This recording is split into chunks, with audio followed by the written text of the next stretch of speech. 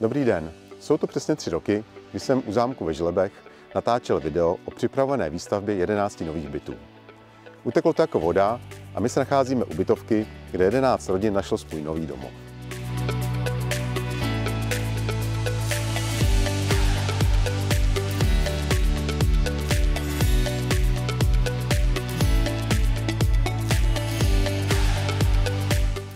A protože developer fungoval skvěle a férově, jsem moc rád, že se rozhodl pro druhou etapu výstavby. Pojďte se podívat, kde nový dům bude stát.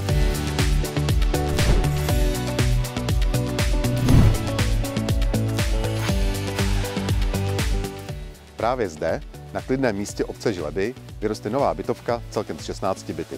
A pozor, pro velký zájem zde najdeme i byty o dispozici 1+ KK.